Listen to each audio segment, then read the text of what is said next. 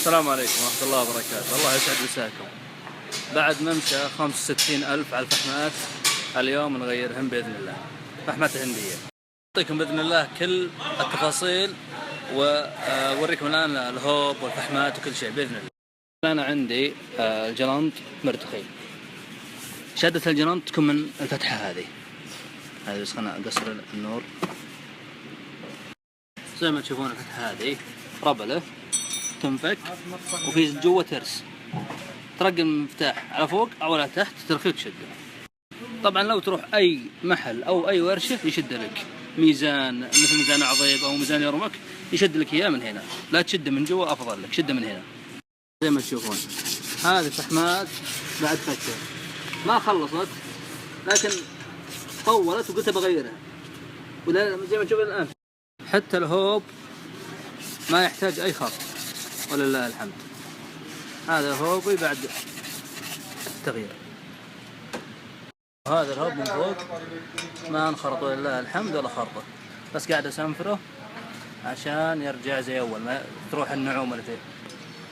الأخوان اللي يشتكون من صفير الفحمات، صفير الفحمات ما تعالج فحمات هندية، اللي يعالج الصفير من تجربة ناس غيري فحمات التاندرا. أغلب الناس اللي غيروا فحمات هندية راح عنهم السواد، مدة تغيير الفحمة طالت أفضل من فحمات الوكالة. لكن اللي غير فحمات هندية وبيوخر صوت الصفير ما راح معه صوت الصفير، اللي ركب فحمات تاندرا راحت معه صوت الصفير. مرة ثانية فحمات التاندرا أنا ما جربت أنها تروح صوت الصفير أو لا، لكن متابعين جربوا فحمات التاندرا وراح معهم صوت الصفير. الخلفية كل 3 تغييرات فحمات هي تغييرة تجمعها مع تغيير الثالثة، يعني أنا مشيت عليها 100,000 السيارة، أول تغيير لي تغيير فحمات الخلفية.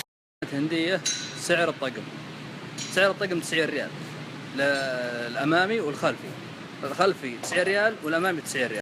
ثاني الممشى اللي أمشي عليه بالوكالة الهندي دبل ممشى الوكالة، يعني بركب فحمات الوكالة تبي تطلع سواد تطلع صفير ومع ذلك تمشيني 25,000 ب 300 أو 400 ريال، بينما أركب الفحمات الهندية تمشيني 60,000 وب 90 ريال الطقم ولا أشتكي منها أي شيء.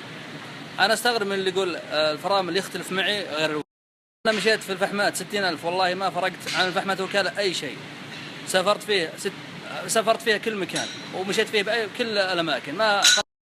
طبعا يا اخوان اللي يغير الفحمات لا يزود زيت الفرامل ابد عند حقين تبديل الزيت. زي ما تشوفون الحين يوم رجع الزيت دايم اللي يغيرون الزيت يزودون لكم زيت الفرامل، انتبه يزودون لكم زيت الفرامل. شوف هو من يوم اصلا يرجع الفحمات بيرجع الزيت للعلبة، هذه المشكلة. فانتبهوا لا تزودون، حتى لو نقص زيت لا تزودون لين تغيرون الفحمات. إذا غيرت الفحمات وشفت الزيت ناقص بعد زوده. يقول لكم إذا صب الزيت كب عليه موية، بس من يوم ينكب الزيت بس كب عليه موية، لا تسوي أي شيء، لا تمسحه ولا شيء، كب عليه موية وكفي.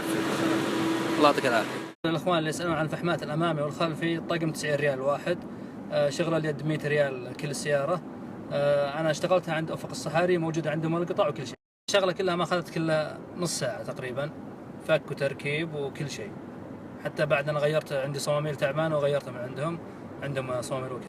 راح أحط لكم الآن حساب أفق الصحاري، تواصلوا معهم. طبعا هم بالرياض، واللي خارج الرياض في شخص يوفر لكم إياه سواء داخل السعودية أو خارج السعودية.